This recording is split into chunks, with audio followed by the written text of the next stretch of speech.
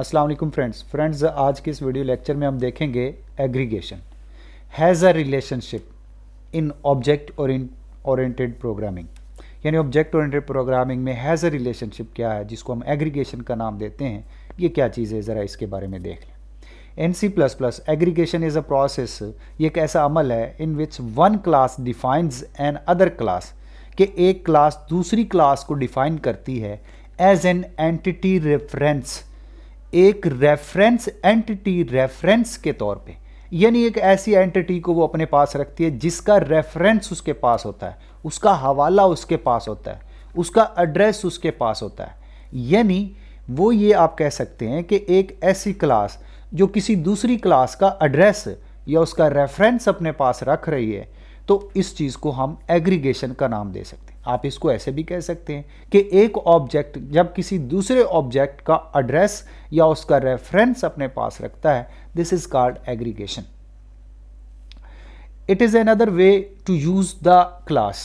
अब reuse the class, अब ये करते क्यों है? हम इसलिए करते हैं कि हम जिस दूसरी क्लास का एड्रेस या उसका रेफरेंस अपने पास रख रहे हैं, हम उसको दोबारा इस्तेमाल करना चाहते हैं।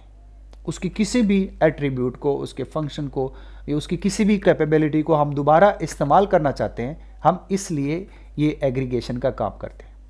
It is a form of association, ये एसोसिएशन की किस्म ही है that represent has a relationship, जो आपकी हैज़ अ रिलेशनशिप को रिप्रेजेंट करती है। आइए फ्रेंड्स, यहाँ पे हम ज़रा इसके कोड को देख लेते हैं कि ये कोड किस तरीके से है। ये यहाँ पे मैंने इसका कोड किया हुआ है। एक क्लास ली है मैंने इंजन के नाम से, और उसके पब्लिक एरिया में जाके मैंने एक वेरिएबल डिफाइन किया है, डिक्लेयर किया है इंजन टाइप का। और यहाँ पे मैंने कंस्ट्रक्टर बनाया है इसी क्लास का, और इस कंस्ट्रक्टर के ज़रिए से मैंने जो इंजन टाइप का वेरिएबल लिया हुआ है, स्ट्रिंग टाइप का, इंजन टाइप के नाम से स्ट्रिंग टाइप का जो मैंने वेरिएबल लिया हुआ है, उसमें मैंने डीजल वैल्यू स्टोर किया है। आप यहाँ इधर ग्राफिकली भी देख सकते हैं। यहाँ पे आप देख सकते हैं कि हमने एक इंजन के नाम से क्लास बनाई है, और उसके अंदर एक इंजन टाइप के नाम से वेरिएबल है, और उसके अंदर डीजल वैल्यू स्टोर की हुई है। अब हम चलते हैं नेक्स्ट। यहाँ पे दूसरी क्लास ली है कार के नाम से, और इसके प्राइवेट एरिया में जाके हमने ये पॉइंटर टू ऑब्जेक्ट क्रिएट किया है, या दूसरे लफ्ज़ों में आप कह सकते हैं कि ये हमने इंजन टाइप का रेफरेंस क्रिएट कर लिया है, हमने उसका पॉइंटर टू ऑब्जेक्ट क्रिएट कर लिया है, या आप कह सकते हैं कि हमने क्लास का एड्रेस ले लिया है। कौन सी क्लास का एड्रेस लिया है? हमने इंजन क्लास जो हमने ऊपर डिफाइन की हुई है, ये वाली क्लास, हमने उसका एड्रेस ले लिया है। ये एड्रेस ऑपरेटर हम इसके साथ यूज़ कर रहे हैं। ये पॉइंटर के लिए हम इसको यूज़ करते हैं। ये एक्चुअली हम इस क्लास का ऑब्जेक्ट ही क्रिएट कर रहे हैं, लेकिन जब हम ये पॉइंटर साथ लगा देते हैं तो this is called pointer to object. यानी हमने ऑब्जेक्ट का पॉइंटर बना लिया है। यानी हमने एक ऐसा ऑब्जेक्ट बनाया है जो पॉइंटर है, और पॉइंटर जो होते हैं वो कोई एड्रेस स्टोर करते हैं अपने अंदर।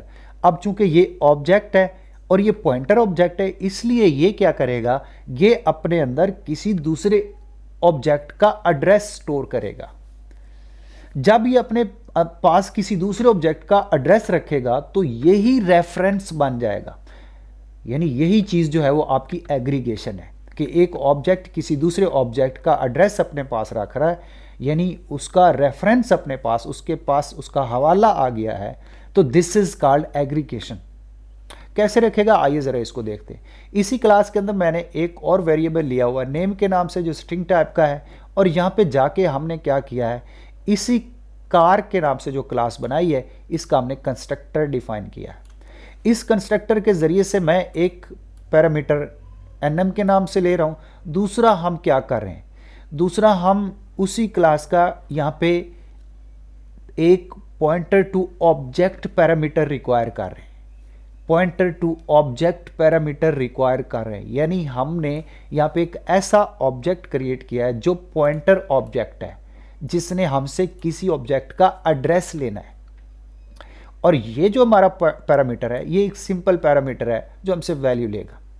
इस पैरामीटर में हम जो वैल्यू देंगे, ये nm का पैरामीटर, इसमें जो वैल्यू आएगी वो आगे नेम के वेरिएबल में, इस नेम में स्टोर कर देगा, और यहाँ पे जो एड्रेस आएगा किसी ऑब्जेक्ट का, ये एड्रेस आगे दे देगा जो हमने ऊपर एक पॉइंटर टू ऑब्जेक्ट क्रिएट किया हुआ है एड्रेस लेने के लिए, ये उसमें स्टोर कर देगा। आप यहाँ फ्रेंड्स देख सकते हैं कि यहाँ पे ENG-ADRS के नाम से हमने एक पॉइंटर टू ऑब्जेक्ट क्रिएट किया हुआ है और इधर हमने इंजन ADR के नाम से पॉइंटर टू ऑब्जेक्ट क्रिएट किया है। अब यहाँ पे जो एड्रेस आएगा ये इंजन ADR के नाम से जो पॉइंटर टू ऑब्जेक्ट है ये एड्रेस दे देगा इंजन ADR को, ENG-ADR को, इसको दे देगा। ये फ्रेंड्स यहाँ डिफरेंट नेम है, आप देख सकते हैं यहाँ पे ENG और यहाँ पे पूरा इंजन लिखा हुआ है, तो ये डिफरेंट है। ये ENG हमारा ये वाला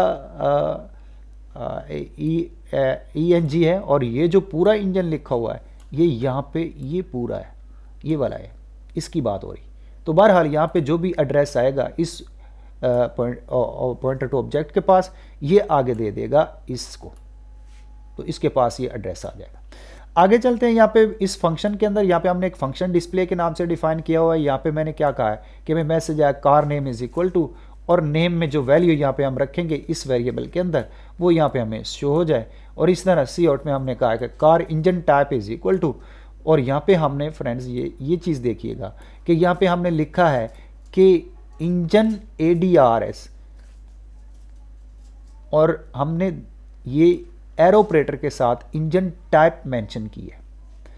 अब फ्रेंड्स यहाँ पे ज़रा गौर से देखिएगा कि ये इंजन ADRS ये हमारा ये वो ऑब्जेक्ट है जो अपने पास एड्रेस ले रहा है, और ये जो इंजन टाइप के नाम से हमने वेरिएबल का नाम लिखा है, ये कौन सा वेरिएबल है हमारे पास? ये हमारे पास वो वेरिएबल है जो यहाँ पे पड़ा हुआ है हमारे पास, ये हमारे पास इंजन टाइप पड़ा हुआ है वेरिएबल। हम इससे जो वैल्यू आएगी वो इसमें स्टोर कर दें और यहाँ से हम उसको डिस्प्ले करवा लें। उसके बाद मेन में चलते हैं फ्रेंड्स। यहाँ मेन में हमने क्या किया है, मेन में आप देख सकते हैं कि यहाँ पे हमने सबसे पहले इंजन जो क्लास है उसका हमने ऑब्जेक्ट क्रिएट किया है EOBJ के नाम से, और कार का यहाँ पे हमने ऑब्जेक्ट किया है COBJ के नाम से।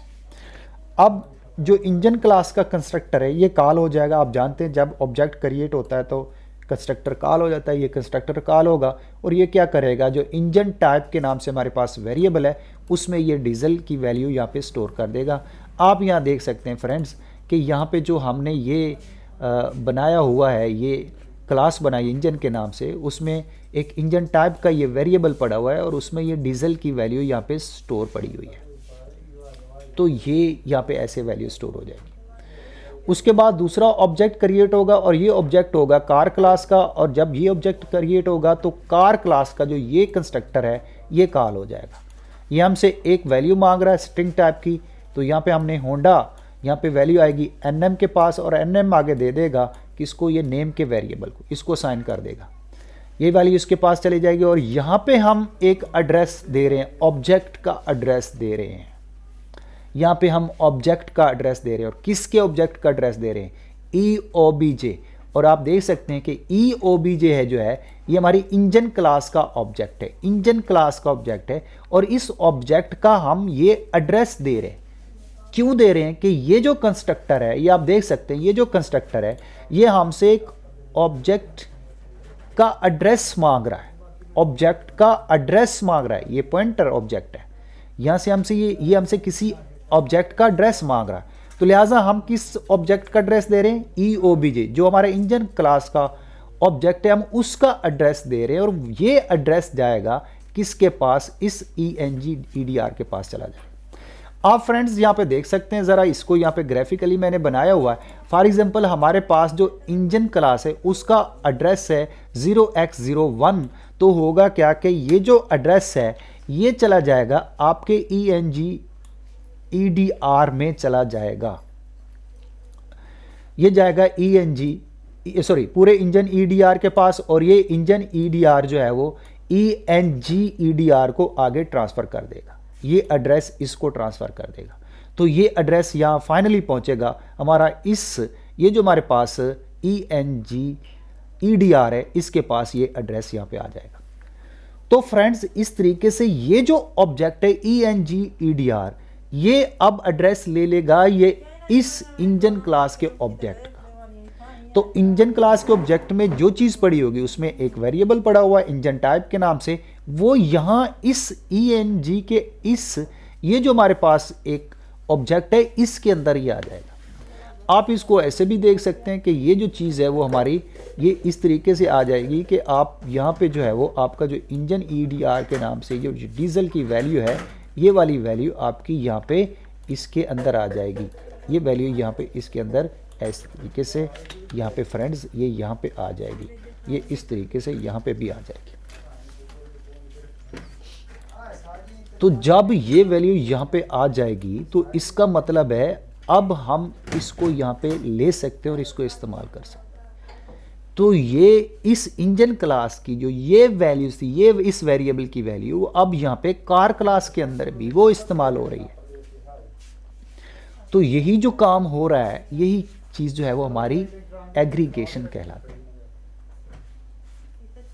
तो बहरहाल ये यहाँ पे होंडा की वैल्यू जाएगी हमारी इस NM के पास और NM आगे देगा नेम को, और यहाँ पे एड्रेस हम EOBJ का दे रहे हैं इंजन EDR के पास, और इंजन EDR दे देगा आगे ENG EDR को, और यहाँ पे हम हमारा ये काम। उसके बाद हमने क्या किया, कार के ऑब्जेक्ट के ज़रिए से डिस्प्ले के फंक्शन को कॉल कर लिया। अब ये जब फंक्शन कॉल होगा तो पहले हमें मैसेज आएगा car name is equal to name, जो नेम में हमने होंडा वैल्यू स्टोर की है वो यहाँ पे आ जाएगी, और उसके बाद car engine type is equal to, और इंजन EDR के अंदर जो वैल्यू आई पड़ी है वो यहाँ पे हमारे पास डीजल है वो यहाँ पे हमें शो हो जाएगी। तो फ्रेंड्स इस तरीके से ये हमारा काम हो जाएगा। आइए ज़रा इसको सेव करके इसको कंपाइल करते हैं और इसको रन करके देखते हैं कि आइए हमें वो वैल्यू देता है या नहीं देता। तो आप फ्रेंड्स यहाँ पे देख सकते हैं कि यहाँ पे वही वैल्यू हमें शो हो रही है जो हमने यहाँ पे देखी हुई है। तो आप देख सकते हैं यहाँ पे लिखा हुआ आ रहा है car is name is equal to Honda and car engine type is equal to diesel. तो इस तरीके से फ्रेंड्स हम इस एग्रीगेशन को कर सकते हैं। होपफुली आपको समझ आई होगी, फिर भी अगर आपको कोई क्वेश्चन है तो ज़रूर पूछें।